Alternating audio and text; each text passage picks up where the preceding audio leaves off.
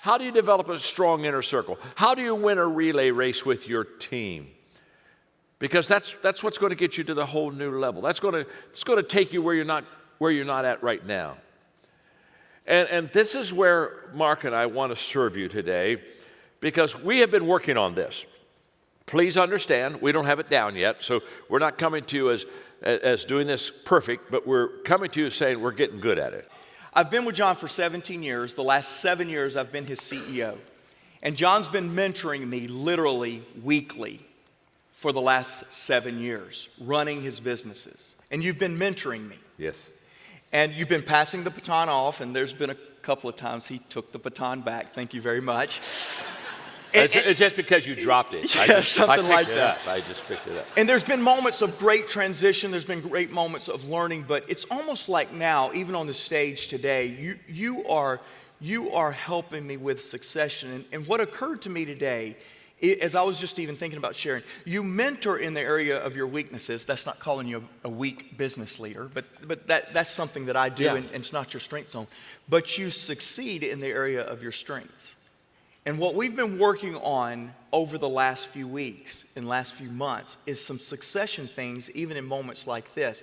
And I will say this, because I always say this: to carry your mic, to stand on your platform is an incredible honor. And you've done that in this session today. You do that right now. But I don't take that lightly, because I know that's not easy for a guy that is good at running to hand the baton at the high point of the run, at the time when the run is the best. And we're on a run right now. Yeah. Our 6 companies are on a run. And for John, at the high point of his career, to be having this conversation with all of us is an amazing thing that I appreciate. And I want you to know that.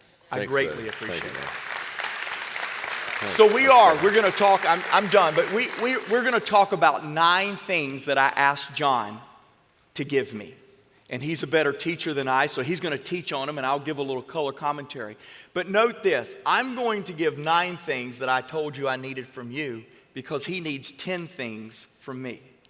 So I got his list first, and then I cut one of mine because I wanted to have one less. Because when I'm receiving something from my mentor, I believe I should ask for one thing less than what he is asking for. So we'll start with my 9. You'll talk a little bit about it, and I'll give a little color commentary. This is good, isn't it, huh? I'm ready to go. And Mark, I'm telling you what, when we're teaching this stuff, again, we're just candidly opening up our life and what we're learning from each other. But every leader needs to look at his or her people and ask one question: what's it like to be on the other side of me? Because I don't see myself clearly. So when we talk about expectations, one of the things it does, it helps with awareness.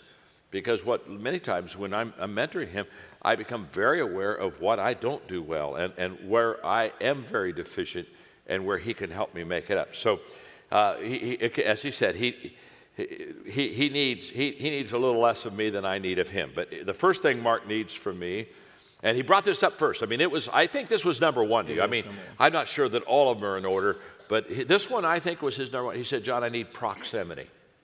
If I'm going to run your companies, I got to be close to you, because I got to know your heart. I've got to watch you in the flesh out leadership. I don't need just to hear from you or read from you. I need to watch you. You know, people do what people see. And so Mark said, I want to be close to you. And so we're very close. In fact, he travels with me most of the time. And that is our main mentoring time. Now, we're in contact every day by phone. But when he's with me, I just am able to flesh out things for him that help him. And I look at him a lot of times, and I basically ask him, because you're close to me, Mark, I'll say, do you have everything you need from me to move forward? Because what I've got to do is I've got to serve him. And so whenever we're on a phone call, Mark, what can I do to serve you? What do you need from me? What can I do to help you? Because I know that the quicker I can get what he needs from me over to him, the more he can have the empowerment and the thrust that he needs to make it happen. So proximity is the first thing, Mark. Yeah, and like I said, I've been with John for 17 years, and some of us, it takes a long time to learn. But I watched all of my predecessors, people that had led in my position before me, and as I was watching these men, these women lead, I began to notice when they lost effectiveness in your organization. And again, I kind of like what I do, so I took notes. And one of the things that I noticed is the further they got away from the founder, the visionary, the more they began to stray in their strategy and the less effective they were, not necessarily in profit margin, but in connecting that profit margin to the vision. And so again, not being the sharpest tack in the town, I wanted to stay a little longer than the other guys. So I said, hey, John, I really need proximity. And of course, you've given me that. But let me say one more thing on proximity. Right now, John and I, in a couple of our organizations, we've made a decision. 2 weekends ago, we canceled 10 of my travel engagements with you between now and the end of the year. Yeah. My first comment to John was, John, how do I make sure we stay close to each other? And so we don't make decisions, even if they're temporary decisions, of not being on a trip or not having a conversation without putting a plan together to make sure that we stay in proximity. And again, I can't thank you enough because I'm your shadow.